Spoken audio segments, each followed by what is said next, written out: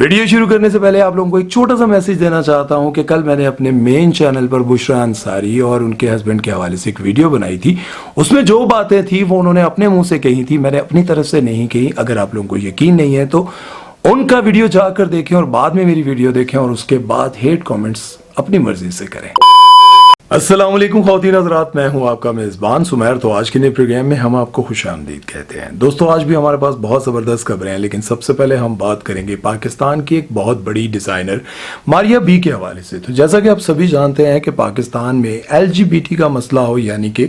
हम जिन्स परस्ती और इस तरह के कामों का कोई मसला हो या फिर इस तरह की कोई भी बात हो रही हो, तो मारिया बी सबसे पहले आवाज़ उठाती हैं। और साथ में आपको पता है कि मारिया बी औरत मार्च वालों के भी बहुत खिलाफ हैं और वो बताती हैं कि जब मैं इस इंडस्ट्री में नई आई थी तो तब मुझे बहुत बड़े बड़े डिजाइनर और इस तरह के लोग ये कहा करते थे कि तुम इस तरह के कपड़े डिजाइन करो जिसमें लड़कियों का जिस्म वाज़िया नजर आए। मैं आपको बहुत ही आसान अल्फाज में उनकी बात समझा रहा हूँ। वो कहती हैं कि जब मैं इस इंडस्ट्री में आई थी तो बड़े डिजाइनर मुझे ये मशवरा देते थे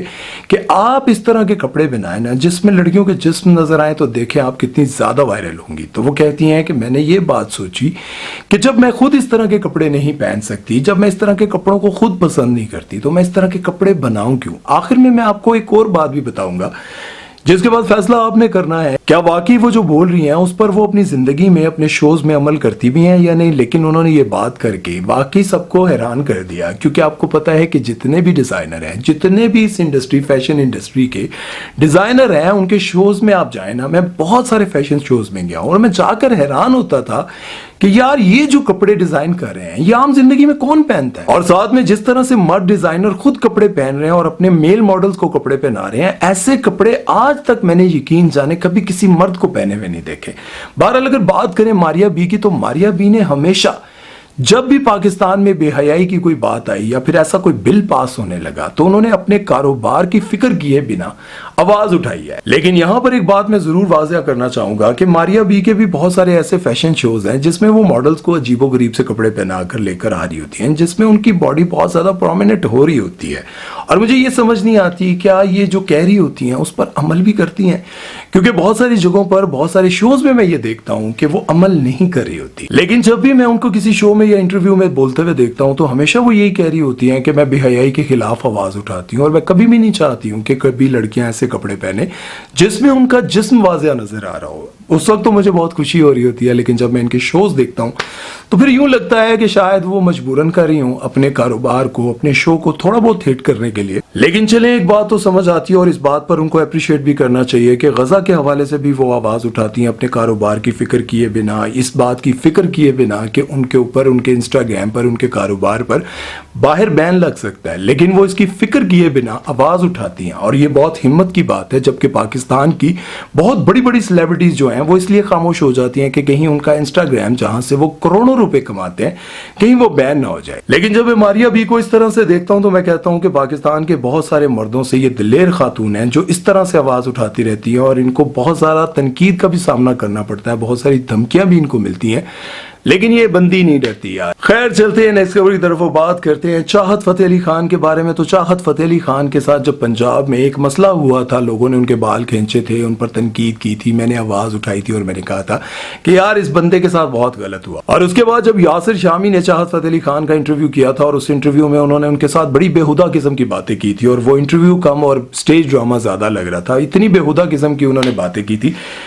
उस वक्त भी मैंने आवाज उठाई थी। लेकिन यहां पर एक बात समझ नहीं आ रही कि चाहत फतेह अली खान सब चाहते क्या हैं। अभी उन्होंने एक गाना रिलीज किया, उस गाने के बोल जरा आप सुने। पाओ पाओ पाओ, बड़ा भी पाए छोटा भी पाए, असि सब पावांगे। इस तरह के गाने चाहत फतेह अली खान के आने लगे हैं और इन गानों को सुनने के बाद यकीन जाने मुझे यूं लगता है कि इस बंदे के साथ जो पंजाब में हुआ था वो बिल्कुल ठीक हुआ था। जब ये पब्लिक में गया था और वहां पर लोगों ने इसके साथ जो किया था ना,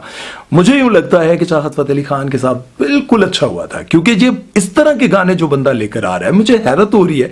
आगे वो अपने गाने के बोल चेंज कर देते हैं। पाओ पाओ पंगड़ा, मतलब ये अजीब से बोल है यार, ये किस तरह का गाना है यार इस बंदे के। जब इसके साथ जब यासिर शामी ने इंटरव्यू किया था और इस इंटरव्यू में उन्होंने बड़ी बेहुदा किस्म की बातें की थी, तो मैंने वीडियो बनाई थी और मैंने कहा था कि यार ये बंदा बड़ा सादा सा है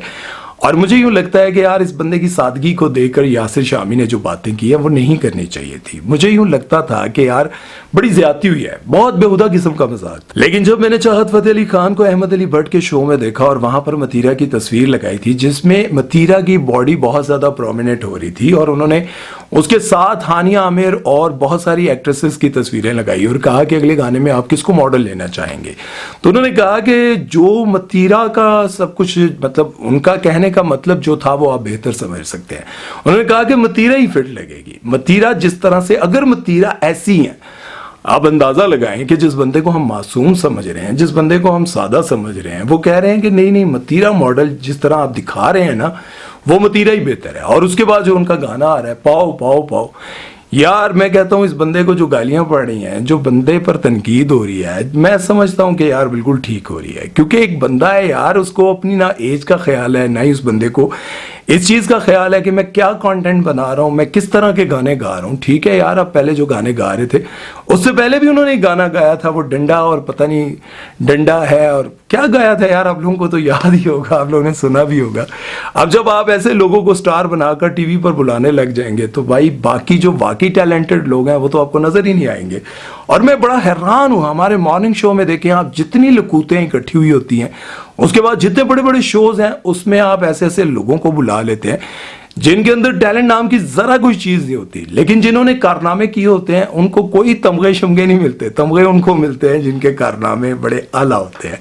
खैर बहरहाल आप अपनी राय इस बारे में जरूर दीजिएगा, और क्या वाकई पाकिस्तान के शोज में टैलेंटेड लोगों को बुलाया जाता है? मुझे यूं लगता है कि ये बहुत बड़ी ज्यादती की जाती है, क्योंकि अगर इन शोज में उन लोगों को बुलाया जाए जिन्होंने वाकई पाकिस्तान का नाम रोशन किया है, या फिर उन्होंने गुर्बत में रहते हुए बड़ी तालीम में बहुत आला डिग्रीज हासिल की हो, बहुत अच्छा लेवल पास किया हो, यार ये समझ में आने वाली बात है। ये क्या यार, चाहत फतेह अली खान को बुला लिया यार शोज में। यार आप लोग अपनी राय जरूर दीजिएगा। चलते हैं नेक्स्ट खबर की तरफ और बात करते हैं नदीम मुबारक के बारे में। तो जैसा कि आप सभी जानते हैं कि पाकिस्तान के बहुत बड़े टिकटॉकर हैं, अभी उन्होंने नादिर अली के पॉडकास्ट में एक इंकशाफ किया है। आप लोगों को याद होगा कि नदीम नानी वाला जो टिकटॉक से अपनी नानी के साथ वीडियोस बनाते हुए फेमस हुआ था, और फिर अब तो उनकी खैर नानी वफात पा चुकी है। आज से कुछ अर्सा पहले आप लोगों को याद होगा कि डक्की भाई जो कि पाकिस्तान के सबसे बड़े यूट्यूबर कहलाते हैं, वो और नदीम नानी वाला इकट्ठे वीडियोस बनाया करते थे। और उसी दौरान जो है पाकिस्तान के एक और यूट्यूबर हैं जिनका नाम है बदला ब्रो, उन्होंने रोस्टिंग करते हुए डक्की भाई की वाइफ को भी रोस्ट कर दिया था। और रोस्ट करते हुए उन्होंने कुछ ज्यादा नहीं कहा था, जो बातें कही थी वो डक्की भाई की रोस्टिंग से बहुत कम थी। अब होता यह है कि डक्की भाई की वहां से बदला ब्रदर के साथ दुश्मनी शुरू होती है और इनकी डिस्कशन शुरू होती है, और उसके बाद इतनी ज्यादा बढ़ जाती है कि नदीम नानी वाला वहां पर जाता है उनके इलाके में, और उसके बाद बदला ब्रदर को किडनैप करने की कोशिश करते हैं। बहरहाल पुलिस वहां पहुंचती है, ये मामला जो भी चलता है रफा दफा हो जाता है, केस भी खत्म हो जाता है। अब नदीम नानी वाले ने नादिर अली के पॉडकास्ट में कहा है कि जिसको मैं अपना बहुत अच्छा दोस्त समझता था, जिसकी वजह से मेरा चैनल डिलीट हुआ, अब ये डक्की भाई के बारे में बात कर रहे हैं, जिसकी वजह से मेरा चैनल डिलीट हुआ, जिसकी वजह से मेरा कैरियर दांव पर लगा, उस बंदे के पास मैं जाता हूं और मैं उसको कहता हूं कि यार मेरा चैनल डिलीट हो गया, अब मैं नया चैनल बनाने लगा हूं तो मुझे सपोर्ट करो। तो उस बंदे ने कहा सॉरी यार, अब मैं सिर्फ अपनी वाइफ के साथ वीडियोस बनाता हूं, मैं किसी और के साथ नहीं बनाता हूं। तो कहते हैं कि मुझे बड़ा दुख हुआ। तो दुख तो होना ही था भाई, पहले आपको सोचना चाहिए था कि किसी और बंदे के लिए आप अपना कैरियर दांव पर क्यों लगा रहे हैं। और ये तो आप सभी जानते हैं कि नदीम नानी वाले के हवाले से अक्सर ऐसी वीडियो सामने आती रहती है जिसमें लोग सामने आकर कह रहे होते हैं कि भाई इस बंदे ने मुझे कोई आईफोन नहीं दिया। एक बच्चा सामने आया जिसने बैसाखियां पकड़ी हुई थी और वो वीडियो में दिखा रहा था नदीम नानी वाला कि मैं इसको 1 लाख रुपया दे रहा हूं, लेकिन उसने 1 लाख रुपया नहीं दिया था, क्योंकि वो बच्चा जब सामने आया उसने ये कहा कि मुझे 1000 रुपया दिया था और कहा था कि वीडियो बनाओ जिसमें मैं तुम्हें 1 लाख रुपया दूंगा, लेकिन बाद में मुझे कुछ नहीं दिया, सिर्फ 1000 रुपया दिया था। यार इस तरह की हरकतें करोगे तो फिर तनकीद तो होगी, और फिर दोस्त आपसे अलहदगी तो इख्तियार करेंगे, क्योंकि बहुत सारे लोगों को अपनी जिंदगी से भी ज्यादा अपने कैरियर की फिक्र होती है। क्यों मैं सही कह रहा हूं या गलत, ये तो आप लोग ही बता सकते हैं। खैर चलते हैं नेक्स्ट खबर की तरफ और बात करते हैं मोमना इकबाल के बारे में। तो आपको पता है कि मोमना इकबाल ने भी ये इंकशाफ किया है कि पाकिस्तानी क्रिकेटर्स मुझे आधी आधी रात को गंदे गंदे मैसेजेस करते हैं। और आपको पता है कि पिछले दिनों नवाज सईद ने इस तरह की बातें की थी, तो वो बहुत ज्यादा वायरल हुई, और उनको एक्टिंग से ज्यादा इस टॉपिक, इस कंट्रोवर्सी की वजह से लोग जानने लगे कि यार ये वो बंदी है जिसको हमारे पाकिस्तानी क्रिकेटर्स आधी आधी रात को गंदे गंदे मैसेजेस करते हैं। अब मुझे यूं लगता है कि शायद